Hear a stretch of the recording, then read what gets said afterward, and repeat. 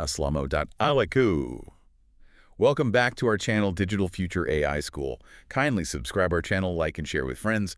And this is the episode 20 of Book I, Your Smartest Partner in Life and Work, written by Mr. Zahir Ahmad Mir. And welcome back, everyone, to the deep dive. We've just heard that crucial introduction, and now we're launching right into the analysis of the source material you all shared with us. Today, we're not really celebrating the amazing breakthroughs of AI. Yeah. We're doing something, I think, a lot more critical. We're focusing on the true downside of this technology. Yeah. We are really conducting a deep, comprehensive investigation into the dark side of AI. That's a perfect way to frame our mission today. I mean, the source material, chapter 20, the dark side of AI, misuse, manipulation, misinformation, it's not just some kind of warning. It's more like a necessary playbook for defense. It lays out the specific, really detailed dangers that, well, everyone, individuals, companies, even whole nations, must grapple with if they hope to maintain any kind of safety in this hyper-digital world. We're trying to go beyond just the superficial headlines here.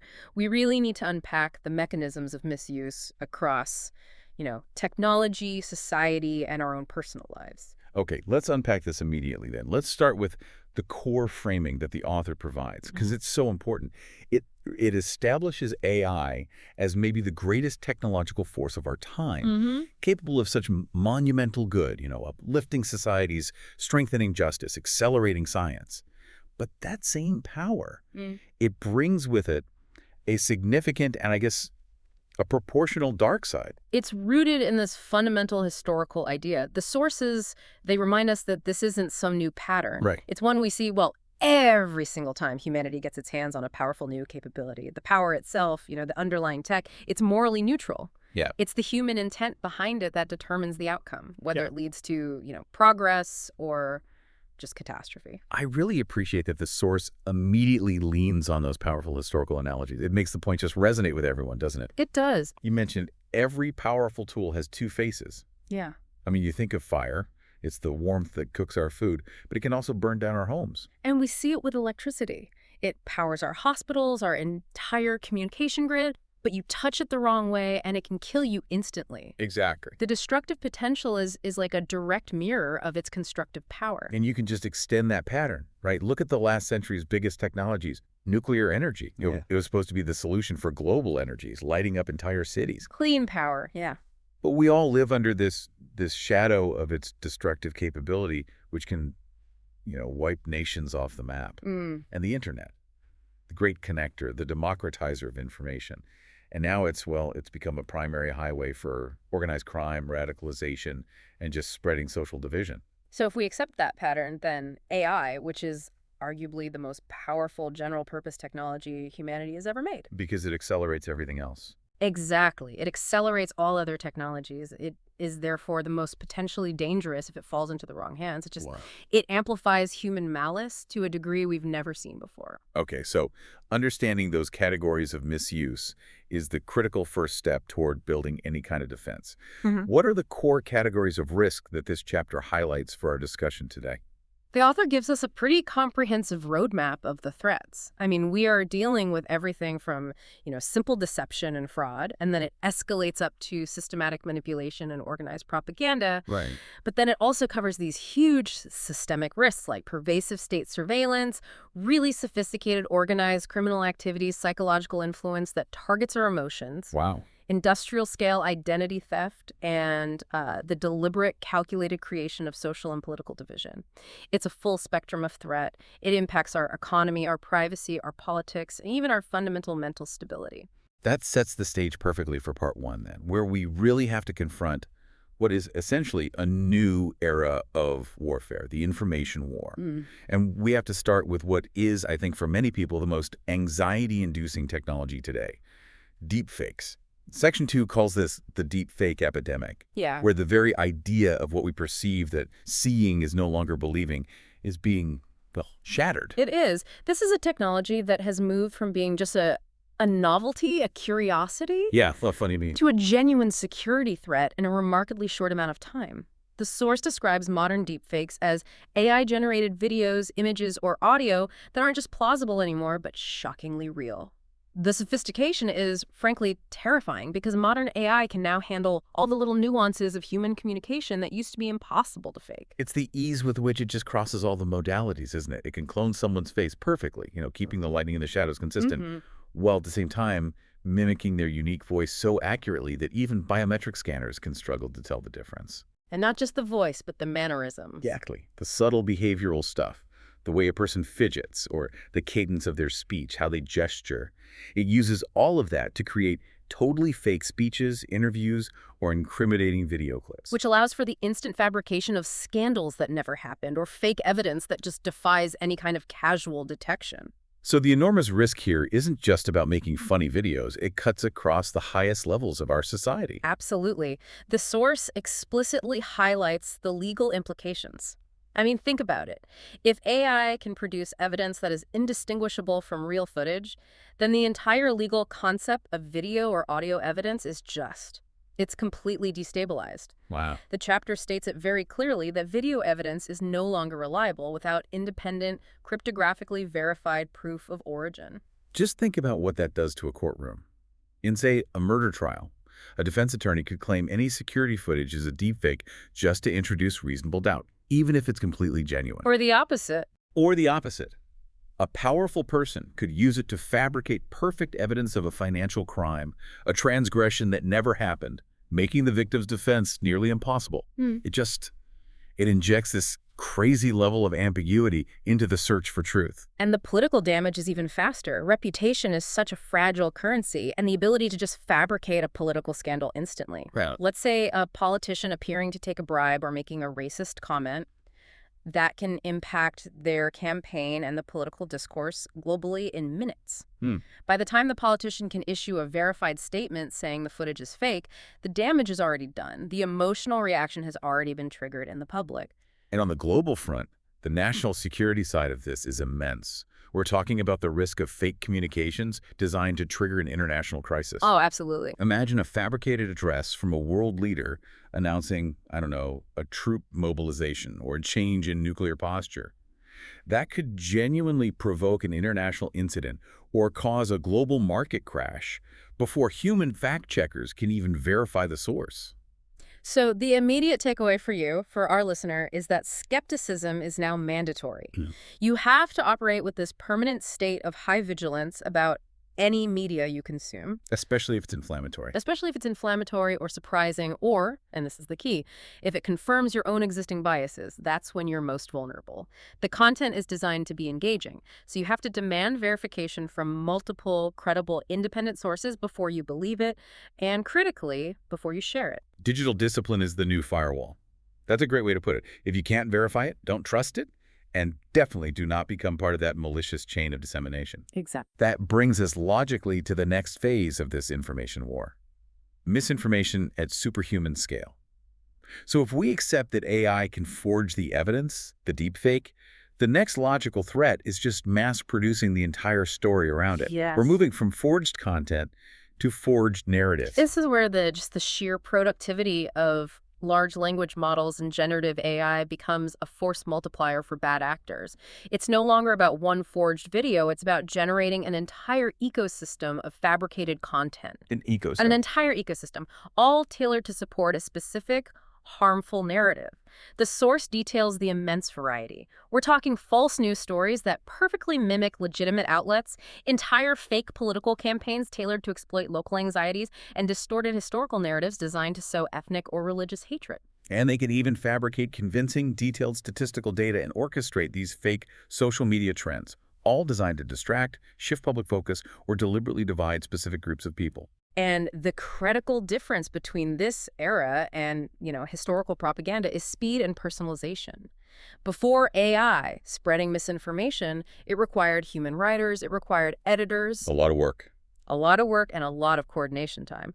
Now, a single adversarial AI operation can publish thousands of unique, contextually tailored social media posts, articles, and comment replies per hour. Per hour. Wow. This incredible output makes these disinformation campaigns exponentially more efficient and, crucially, virtually impossible for human analysts or traditional algorithms to counteract in real time. The societal impact of that relentless, scaled-up speed, that's where the real damage is, isn't it? It is. The source describes this terrifying cascading effect. Yeah. This AI-driven narrative erosion, it destabilizes societies, it manipulates elections by targeting undecided voters with precision lies, it causes irreparable damage to reputations, and it acts as an accelerant, just fueling hatred and amplifying social unrest by constantly validating the most extreme viewpoints. It creates a reality crisis. That's what it is. If citizens in a democracy can't agree on basic facts, if historical records can be instantly distorted and statistical data can be fabricated to order, then coherent collective decision-making becomes impossible. Yeah. People just retreat into their own customized information silos, and the very notion of a shared civic reality just disappears. This leads to that crucial implication the source notes. Yeah. Nations must urgently prepare for a new era of information warfare. As you said, this isn't fought with traditional weapons, it's fought in our minds, in the cognitive space. Right. And authenticity is the first and most critical casualty. And the goal of this kind of AI-driven warfare, especially if it's state-sponsored, is often much more subtle than just making you believe one specific lie. Okay. The real goal is to make you believe that nothing is true, to foster cynicism, to erode trust in all of our established institutions, the press, government, academia, and ultimately to paralyze our collective will to act on anything. Let's shift our focus now from that war for perception to, well, the war for your money and your data in part 2. When AI gets weaponized by criminals, the threat moves from this ideological manipulation to direct financial and digital harm. Section 4 tackles AI-powered cybercrime and fraud automation. That's right.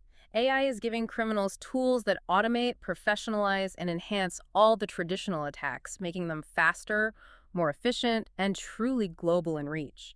I mean, historically, sophisticated hacking required specialized, highly skilled human teams. Now, AI can write its own malicious code, it can identify vulnerabilities in targets, and it can execute complex attacks all on its own, completely removing the human bottleneck. The source outlines several specific capabilities that are now, industrialized for crime? Yes. Yeah. We are looking at sophisticated, high-speed hacking, automated password cracking across millions of accounts, and identity theft carried out at scales we just couldn't imagine before. But I want to spend a moment on this idea of fraud automation. What does that actually look like? Yeah, tell us about that. Fraud automation means that global financial schemes can be executed almost instantly, targeting specific vulnerabilities all over the world. So consider phishing. We all used to recognize phishing emails, right? They were poorly written, had weird grammar. Right, the Nigerian prince email. Exactly. They used generic templates. Now, AI can generate what we call spear phishing 2.0. Spear phishing 2.0, what makes that so different? It's the convincing factor. AI eliminates the grammar errors, of course, but more profoundly, it integrates context. Okay. An AI can scrape internal company reports, LinkedIn profiles, public financial data, and then generate a fake email that appears to come from your CEO or your direct supervisor or your specific bank branch. Wow. And the content of that email will refer to a project you're currently working on. It'll mention an internal deadline, or it might even reference a recent family event if that information is out there. Wow. This level of personalized social engineering is exponentially more effective. And we're seeing these highly emotive new threats, like deepfake ransom demands. You touched on this, but it's worth dwelling on. If a criminal uses AI to generate a phone call that sounds exactly like your child or your elderly parent in distress, the emotional pressure to pay a ransom is almost overwhelming. It just eliminates that cool-headed reaction time you'd normally have to verify the claim. The conclusion is stark. AI makes criminal attacks faster, more convincing, global in reach, and far harder for security systems to detect because the malicious code and the social engineering tactics are constantly being varied and personalized by the AI. So cybersecurity defense, whether you're a massive company or just an individual protecting your savings, is now permanently playing catch-up against an accelerating automated offense. It has to evolve at an unprecedented pace. Let's move from those external attacks to a more insidious, pervasive, and often voluntary threat: privacy erosion. Section 5 explains that AI's analytical power is fundamentally redefining what personal privacy even means. These systems are relentless, synthesizing data miners. That's the key distinction, isn't it? It's not just that they collect data, it's that they synthesize and cross-reference information from seemingly harmless sources to find patterns and draw conclusions about you that maybe even you didn't consciously know were true. The sheer breadth of data that AI can analyze from just one person is staggering. The source details this really comprehensively. Absolutely. We are talking about analyzing every photo you've ever posted, identifying your unique voice signature, learning your writing style and specific vocabulary. Wow. Meticulously logging your browsing history, your social media behavior, even in private groups. It's cross-referencing all your spending patterns and tracking your precise minute-by-minute location data. Yeah. And all of this is then consolidated into a single high-fidelity predictive profile of you. And this consolidated profile, it isn't just sitting there passively. What is the fundamental purpose of creating such an incredibly accurate, all-encompassing digital profile of a person? The purpose is control and prediction. So firstly, it facilitates hyper-targeted marketing, obviously showing you the exact ad that will break your resistance. Right. But far more seriously, it feeds into political manipulation, allowing micro-targeting of propaganda designed to exploit your specific fears, your prejudices, or your economic anxieties. And most chillingly, it enables extremely accurate behavioral prediction. Okay. If an AI can predict what you will click, what you'll buy, or who you will vote for with, say, 90% accuracy, it can then generate targeted content specifically designed to push you across that final 10% threshold. The source points out the regulatory challenge we face because of this dynamic data synthesis. Without strong laws, privacy becomes almost impossible. Yeah. Why are our existing laws failing to keep up with AI? Our existing legal frameworks, like GDPR in Europe, they were largely designed for an era when data was more static. It sat on a server somewhere. Right. AI makes data dynamic. It can be instantly combined, processed, and redistributed across decentralized networks to create new, sensitive facts about you that didn't exist before. So what's the answer? Legislators need to create laws that mandate algorithmic transparency and give individuals genuine, actionable control over how their highly sensitive profiles are built and used. If not, we risk living in a constant state of algorithmic transparency where the market knows us better than we know ourselves. Following commercial privacy erosion, we get to the ultimate threat to personal liberty. Governmental misuse.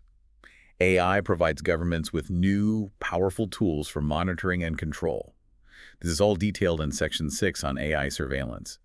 This is about scaling state power to an unprecedented level. It really is. It is about creating the ability for total societal monitoring.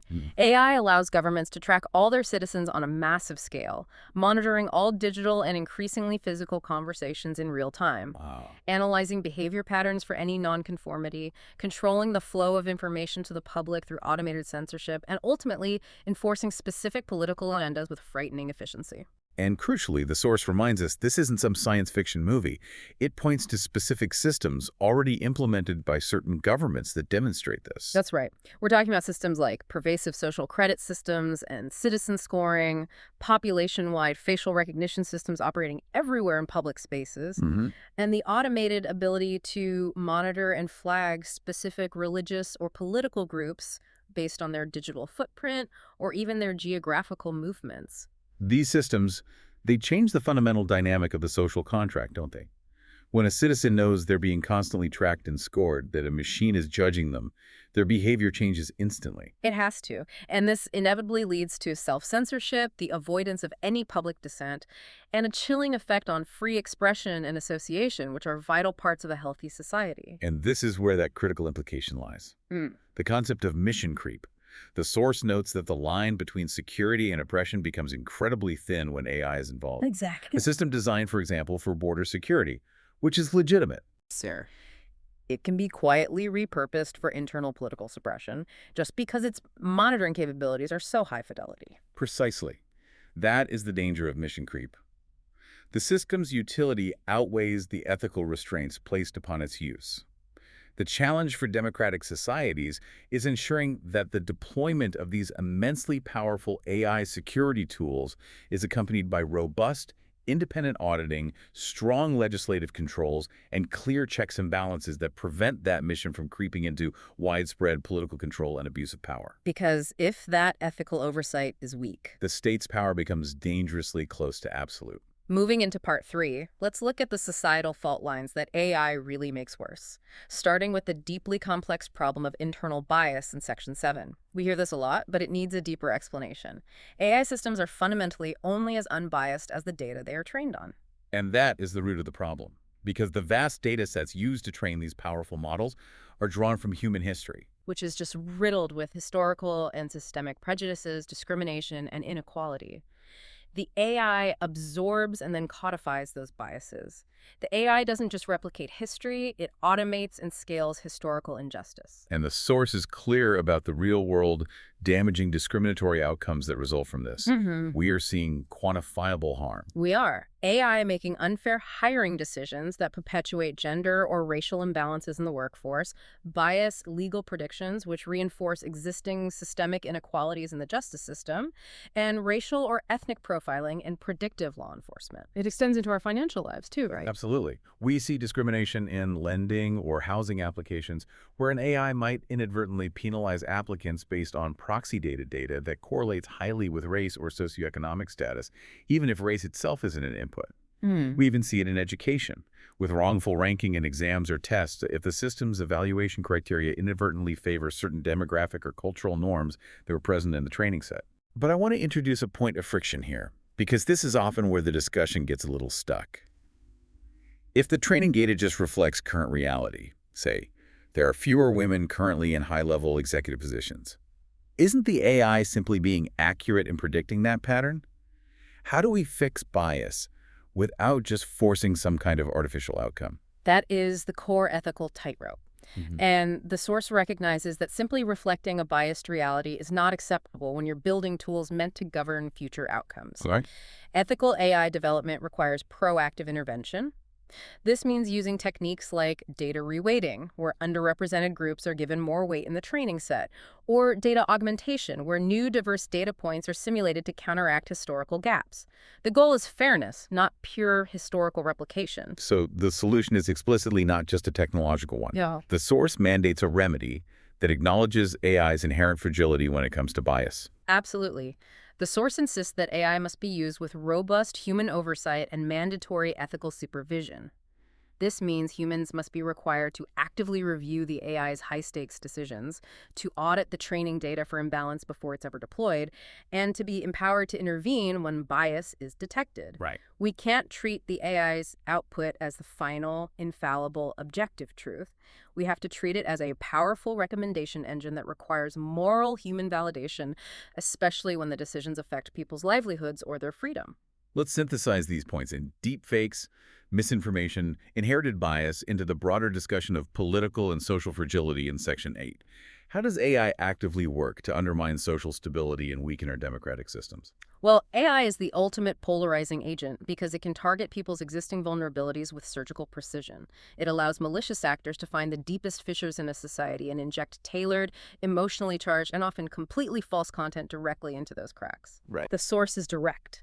This process actively polarizes people, it breaks families, and it splits communities by constantly feeding them perfectly curated confirmation bias and deliberately divisive content. This relentless, personalized attack on our shared reality, it inevitably results in the severe weakening of democratic institutions, doesn't it? It has to.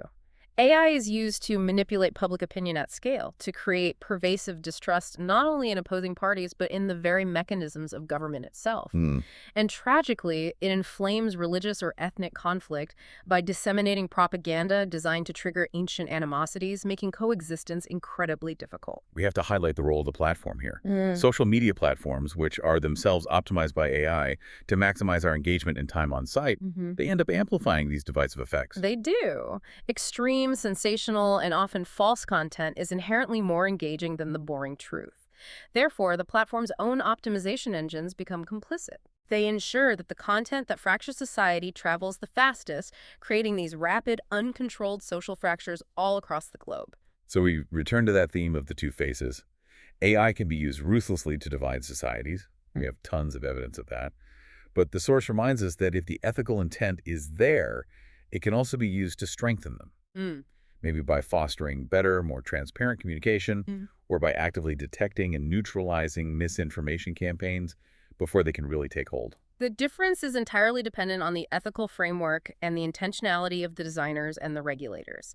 Without a genuine commitment to responsible use and strong regulation of the platforms that spread this AI-generated content, the divisive capability will always outpace the connective one.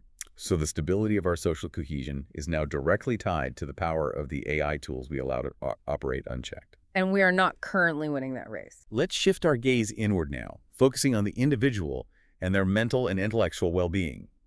Section 9 covers the profound psychological risks of AI misuse. This is where the emotional and cognitive impact of constant interaction with these highly personalized AI systems really hits home. This is a crucial and I think often ignored aspect.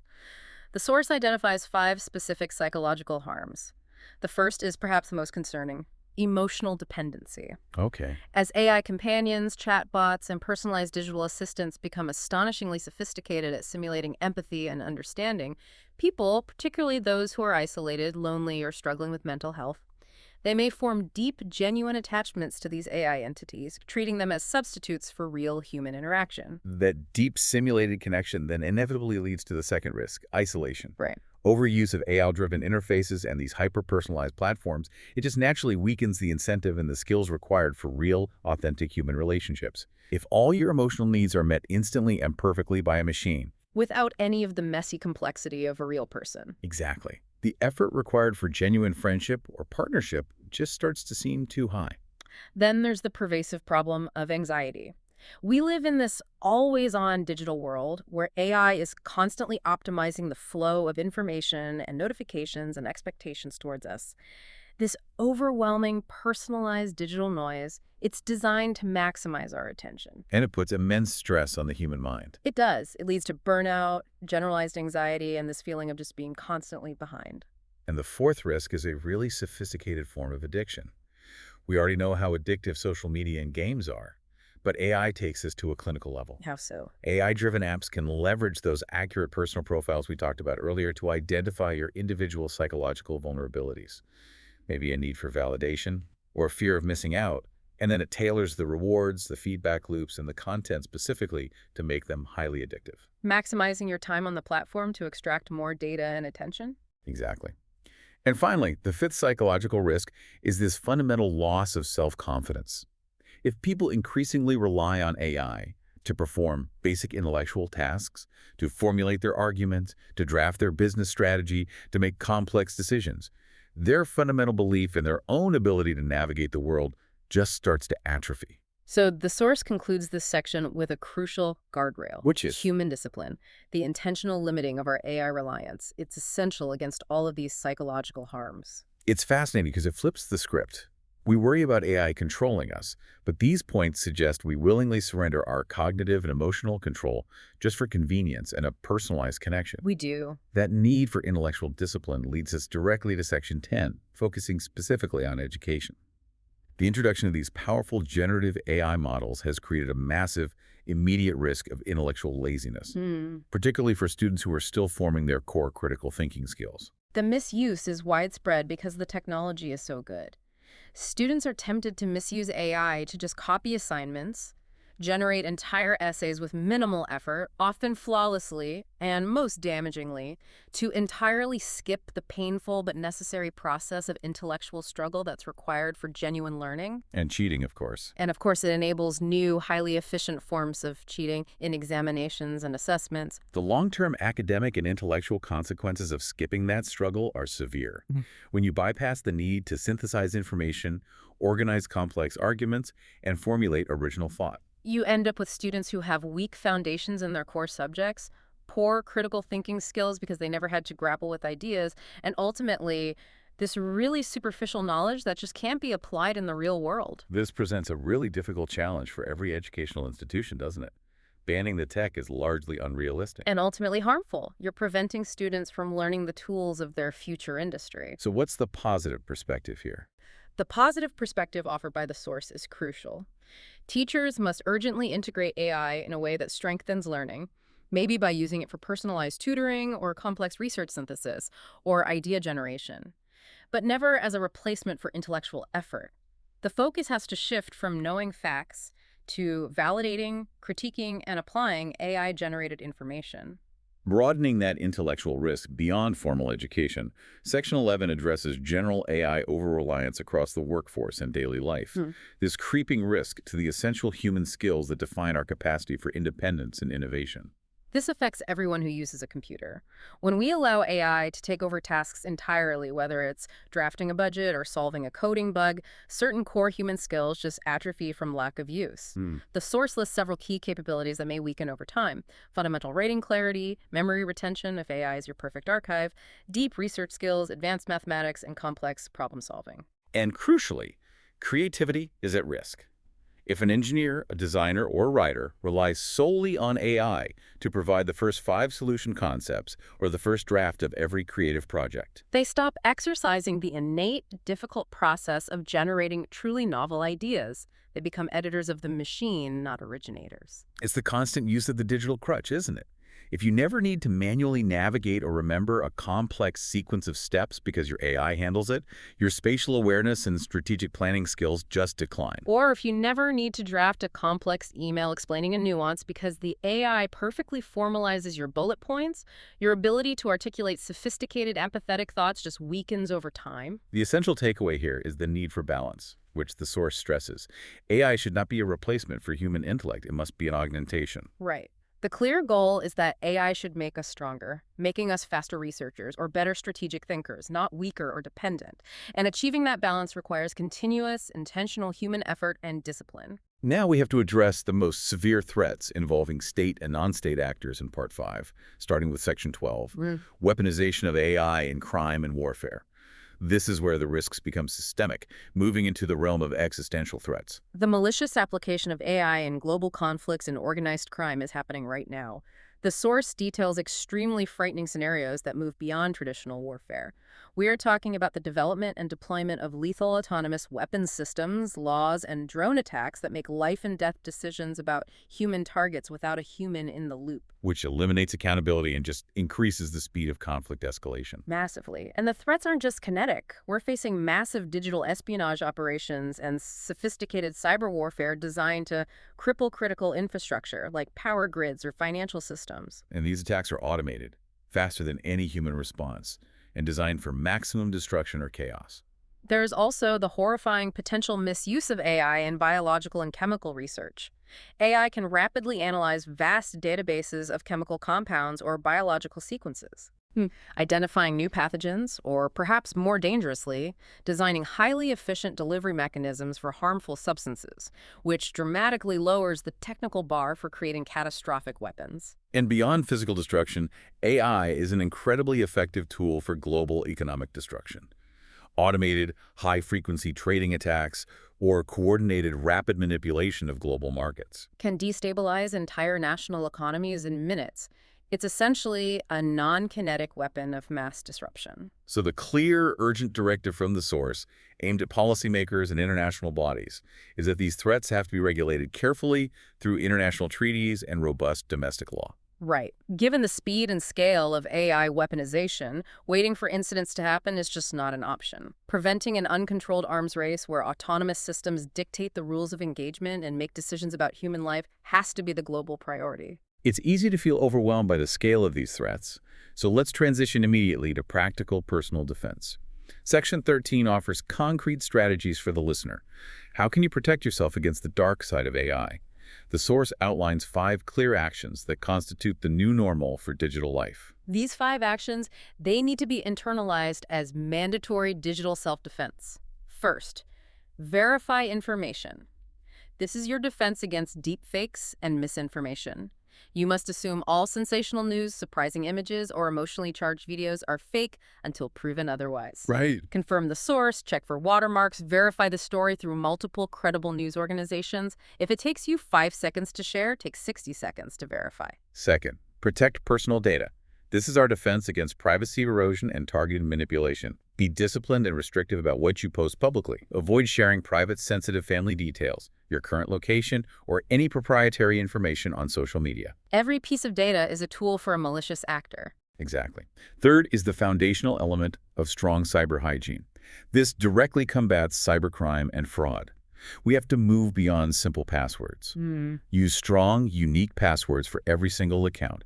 Enable two-factor authentication religiously, and never ever click on suspicious links or download unsolicited attachments, no matter how convincing the sender's name appears. Fourth, limit AI sharing. This addresses the psychological and privacy risks of these powerful language models. Do not share deep personal secrets, proprietary company information, or highly sensitive financial data with general AI systems or chatbots. You must assume that anything you share becomes data that can be aggregated, analyzed, and used to influence you later. And finally, a crucial intergenerational step. Teach children AI safety. Yes. As the source advises, this includes basic digital citizenship rules like avoiding strangers online, severely limiting screen time to ensure the proper development of real-world social skills, and establishing clear, non-punitive ways for them to report suspicious behavior or content to parents immediately. Discipline starts at the earliest exposure point. Individual protection is necessary, but it's clearly not enough to counter the scale of these automated threats. Section 14 outlines the critical, non-negotiable role governments must play in ensuring safe innovation for all of society. The source lists 7 mandates for effective governance. This is the policy roadmap for the AI age that governments must implement urgently. First, governments have to regulate deepfakes and introduce stringent AI transparency rules, forcing creators of AI-generated content to use clear, standardized disclosure methods like digital watermarking to confirm its artificial origin. Second and third, they must significantly strengthen cyber laws with severe penalties for AI-automated crimes, and they must immediately build national cybersecurity teams capable of defending critical infrastructure. And at the same time, they must actively monitor and disrupt AI-driven criminal networks that operate across international borders, collaborating with other nations. Fourth, protecting democracy is paramount. Governments have to implement measures to protect elections from manipulation, potentially through mandatory audits of social media traffic during critical political periods and strict regulations on political advertising. And fifth, proactive investment in public understanding is mandatory. They have to create comprehensive digital literacy programs for the public, making sure the average citizen understands the mechanisms of AI manipulation and how to spot bias. And the final 2 points focus on essential infrastructure. Governments must invest resources to build national AI safety labs dedicated to continuously testing new AI models for inherited bias, security vulnerabilities, and harmful capabilities before they're allowed to be deployed in high-stakes sectors. The ultimate goal here, as the source says, isn't reactionary prohibition, it's ensuring safe innovation. The law has to keep pace with the exponential growth of the technology, or we risk a systemic loss of control. Beyond government regulation, the organizations that design, train, and deploy these AI systems, the private sector, have an overwhelming moral and operational responsibility. Section 15 defines the necessary framework for truly ethical AI adoption within that development community. Every organization, from a small startup to a global corporation, must adopt a core set of guiding principles. The first layer is absolute transparency and accountability. Users have to be able to understand how an AI arrived at a decision. This is explainability. And crucially, a human must always be clearly designated as responsible if the AI makes an error or causes harm. You can't just blame a black box. Then there's the critical principle of fairness and non-discrimination. This means proactively stress testing systems for bias, using diverse validation data, and ensuring that the real-world outcomes don't disproportionately affect vulnerable groups. We also have to mandate structural privacy protection. This requires designing systems that minimize data collection by default data minimization and prioritizing data security and anonymization from the ground up, not as an afterthought. And finally, human oversight must be structurally built into all high-stakes systems, ensuring a human can not only review but also veto or override an automated decision that seems flawed or unjust. And all of these technical and systemic principles must be fundamentally underpinned by a core respect for dignity. AI systems should never be designed or deployed in a way that degrades, humiliates, or undermines the fundamental worth and autonomy of any human being. To conclude this comprehensive analysis, the source anchors the entire discussion in a moral and ethical grounding. The author invokes the Islamic perspective, emphasizing that, like all major global ethical traditions, the use of technology must uphold universally recognized moral values. Right. The essential point is that the misuse of AI isn't just a technical or legal failure, it's fundamentally a failure of moral character and human self-discipline. The source clarifies the core, non-negotiable moral values that must guide AI use. Upholding truth, which means preventing deepfakes, ensuring justice, mitigating bias, respecting privacy, data minimization. Maintaining fairness, non-discrimination, protecting human dignity, preventing psychological abuse, and mandating accountability, human oversight. So if an AI system is used to create a deepfake to slander an innocent person, or if a state-controlled surveillance system is used to oppress a political minority, that constitutes a profound moral violation. It does. It impacts the very core of human dignity and social trust. The technology, in its incredible power, simply amplifies the moral intent, good or bad, of the user. Therefore, our technological advancement must be matched by an equal, corresponding advance in moral clarity, ethical self-discipline, and collective responsibility. This has been an incredibly detailed and I think necessary deep dive into the risks associated with AI, using the roadmap provided in Chapter 20 of AI Your Smartest Partner in Life and Work. But as the source concludes, the dark side of AI is not some unstoppable force. It is real, but it can be controlled through vigilance and intentional design. Absolutely. The goal, as we've stressed, is not fear. It's informed understanding and proactive defense. We have to understand the dangers, build robust defenses against misuse, create safer systems through stringent ethical guidelines and legal frameworks, and fundamentally commit ourselves as individuals and institutions to using this power responsibly. The promise is truly immense. If used wisely and morally, AI will serve humanity and accelerate progress across all fields. But the risk is equally immense. If misused, it can destabilize societies, erode global economies, and dismantle the very foundations of truth and trust we rely on for civilization. The sources make it clear that AI stands at a balance point, perhaps the most critical balance point in modern history. We, the users, the developers, and the regulators, we ultimately determine which way that balance tips. So here's the final provocative question for you. The source states AI can either serve humanity or destabilize societies. Which side of that balance point is currently tipping in your industry, in your home, or even in your personal consumption of media this week? And what specific action can you take, starting today, to increase your own personal digital discipline and ensure you are an active part of the solution? That is a powerful and essential question to end on. Thank you again for supplying us with this absolutely critical source material for today's deep dive. Until next time, stay curious, stay disciplined, and stay safe.